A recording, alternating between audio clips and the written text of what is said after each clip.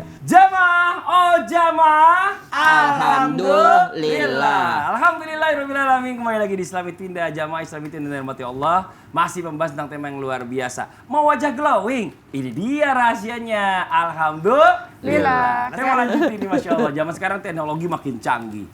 Istilahnya kasarnya orang mau ngerubah bentuk wajahnya mau kayak gimana pun bisa. Ya walaupun itu sebenarnya kalau berubah bentuk wajah itu masih dilarang gitu ya. Tapi kan ada yang nggak merubah bentuk wajah. Contoh mungkin suntik nih. Ada yang melakukan suntik untuk mempercantik diri ya. Suntik wajah biar cerah, biar glowing. Ada suntiknya tuh katanya tuh biar glowing. Ada yang diinfus gitu ya. Nah terus ada juga orang yang melakukan waxing biar bersih. Mungkin ada cewek-cewek yang nggak suka ada bulu-bulunya gitu ya kan segala macam. Mungkin mengganggu atau mungkin pasangannya nggak suka di waxing. Itu boleh atau enggak? Atau bagaimana penjelasannya? Mohon izin. Baik, mohon izin guru-guru semuanya. Ini masih membahas mengenai perkara kecantikan ini luar biasa. Masalah metode-metode canggih zaman sekarang dalam mempercantik. Teman-teman sekalian, pertama kita bahas dulu dalam masalah suntik-suntik yang akhirnya memutihkan dan akhirnya bisa merubah warna kulit.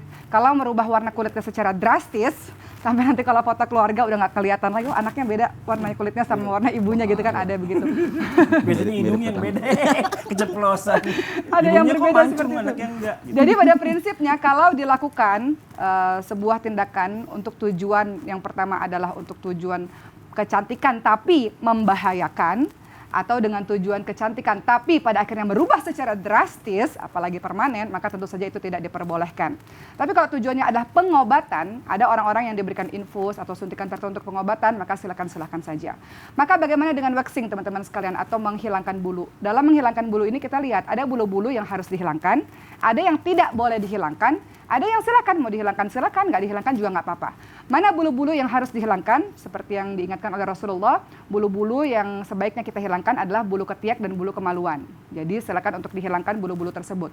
Tapi bulu-bulu yang tidak boleh dihilangkan, apa? Bulu-bulu yang ada di wajah nih, contohnya seperti yang ada di alis. Karena ini sering sekali wanita-wanita merasa dirinya cantik kalau alisnya rapi sehingga alisnya seperti saya katakan sebelumnya dicabut ataupun dicukur dan sebagainya. Sekarang sudah banyak kok teman-teman sekalian teknik-teknik yang membuat alis teman-teman terlihat rapi. Biasanya pengantin tinggal ditutupi pakai bedak. Itu ada seperti itu. Jadi nggak perlu juga bulu-bulu yang ada di wajah kita dihilangkan. Kecuali boleh ada wanita yang memang Allah takdirkan punya kumis, punya janggut. Ada juga. Ada seperti itu.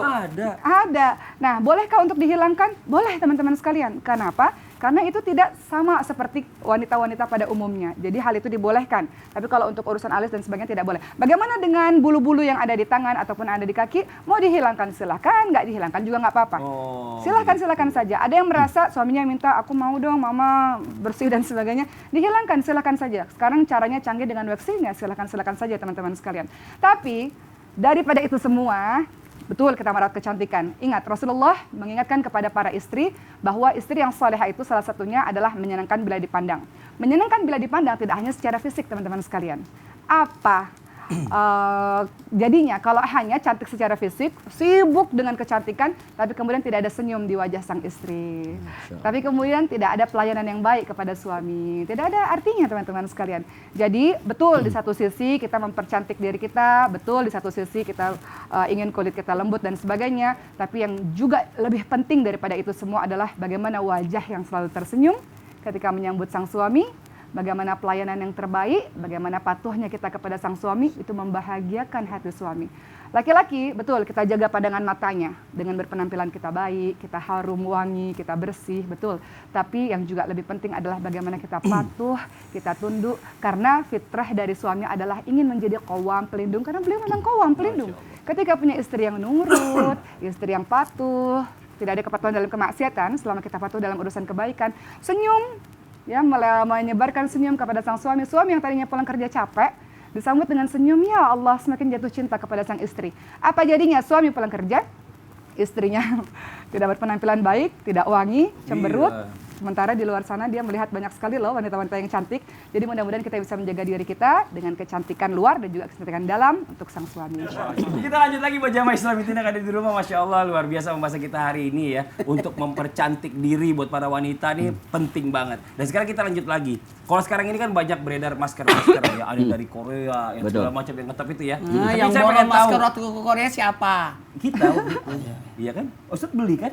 Pakai kan? Iya. Terus apa namanya?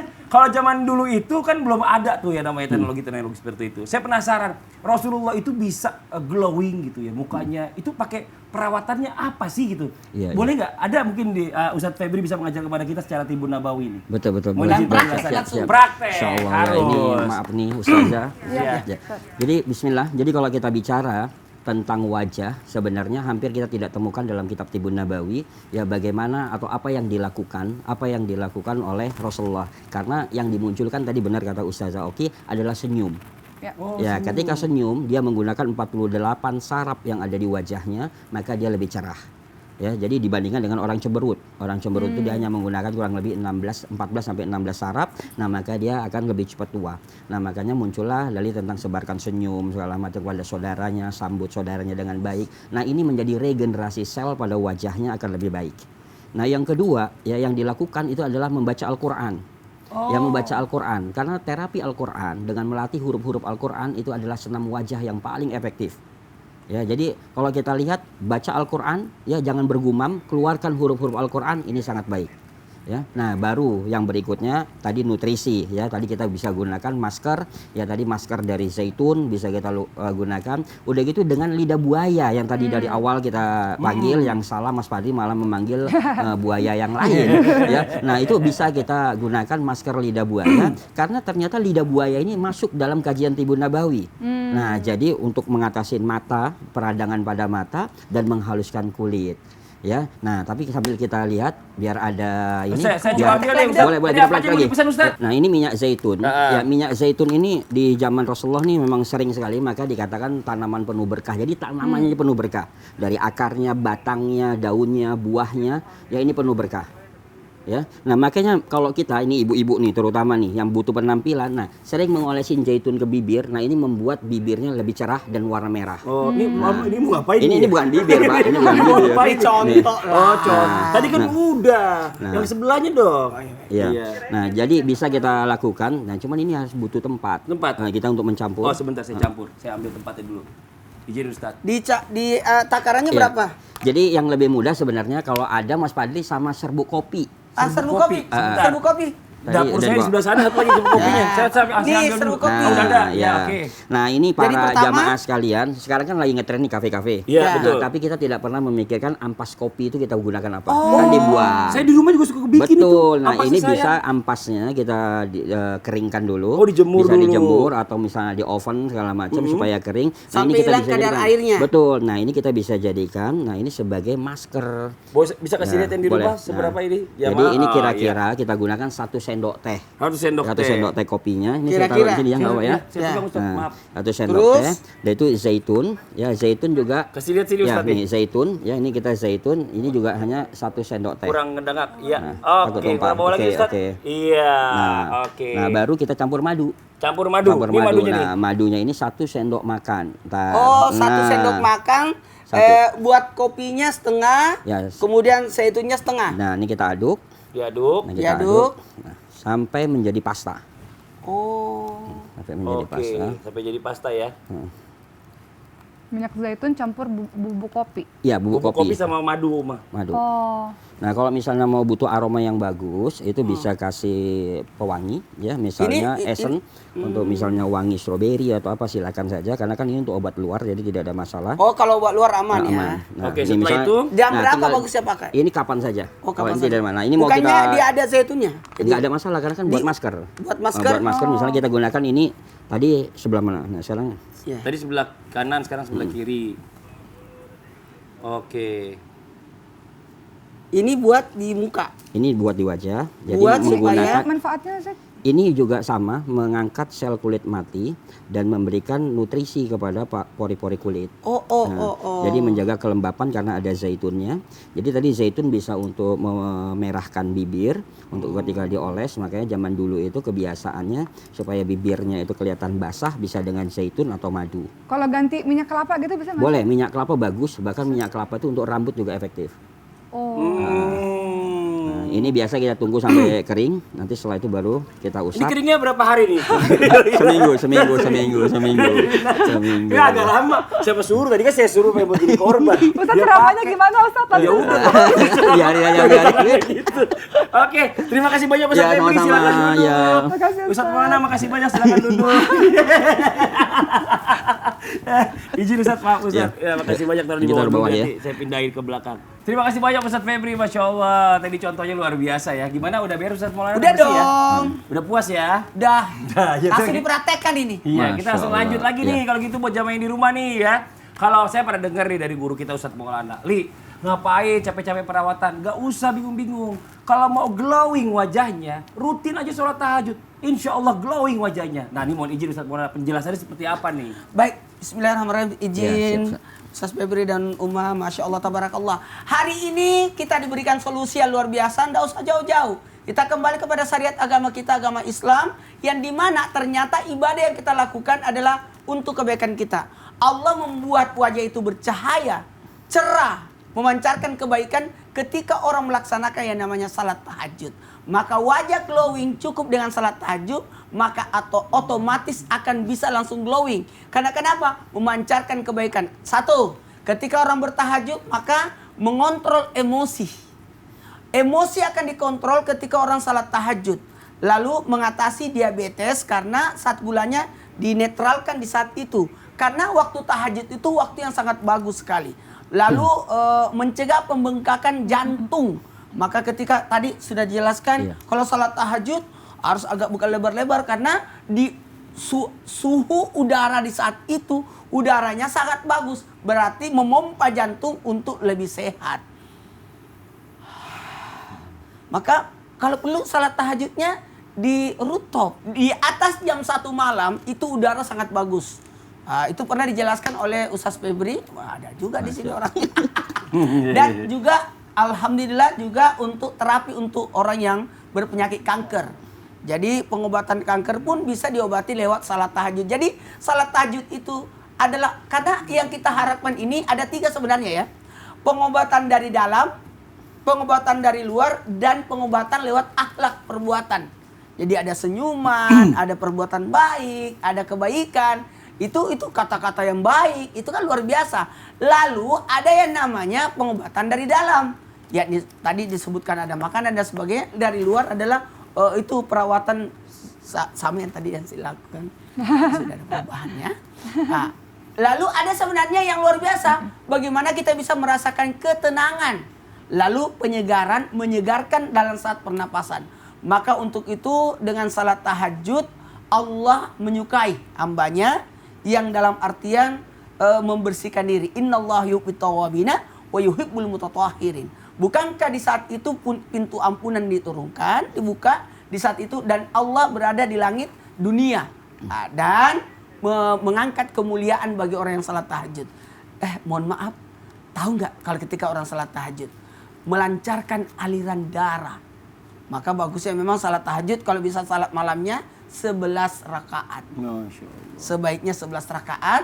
Jadi 11 rakaatnya itu bisa kita lakukan 2 yang 4 tambah lagi 3 witirnya silahkan, atau wudu, taubat, hajat, tahajud kemudian ditutup witir.